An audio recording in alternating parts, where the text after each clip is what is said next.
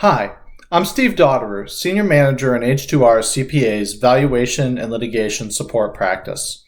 Today I wanted to discuss some issues that pertain to closely held businesses, individual taxpayers, and their network of professional advisors. While the world grapples with the impact of COVID-19 and the current challenges of vaccine distribution, many individuals are asking us whether now is a good time for financial planning and the related valuation of business assets.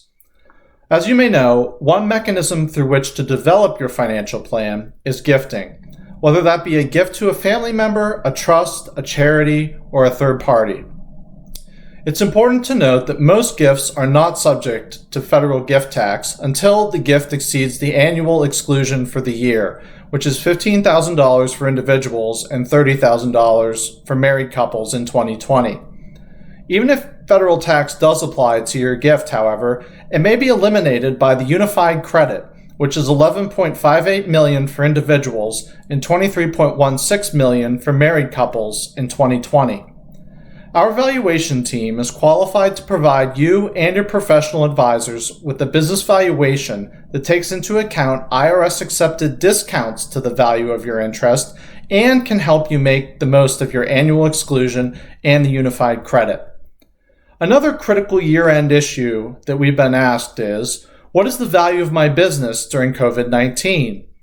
The answer generally comes down to the present value of your business's future cash flows, which is the net dollar value of the money being transferred into versus the money being transferred out of your business on a particular date. To determine this value, it's necessary to consider the company's industry, geography, customer concentration, historical cost structure, sources of revenue, and other factors that might not directly relate to the pandemic. If the company still projects negative cash flow, but your company owns real estate, heavy machinery, and equipment, the value of the company may actually be determined through a balance sheet-based method of valuation. Another issue to consider is whether or not your company received the Payroll Protection Program loan and whether or not the funds were used on qualified expenses. For valuation purposes, the treatment of the PPP funds may depend on your intent as an owner and whether you are contemplating a sale of your business or a transfer of ownership to family members or other related parties. A final general valuation issue to consider is whether you intend to exit the business and are contemplating a sale in the near future. The purpose of many of our engagements is actually to help evaluate the strength of a business and the likelihood of a liquidation event. Our valuation team has fielded questions like these from existing and potential clients and assisted attorneys, wealth managers, bankers, insurance brokers, business owners, and individuals with their specific situations.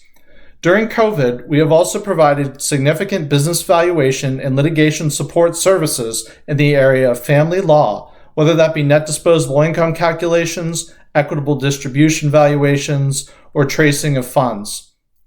Please give us a call at 412-391-2920 if you think we can assist you with the valuation of a gift or the valuation of your company as part of an exit planning strategy. Thank you for your time and stay safe.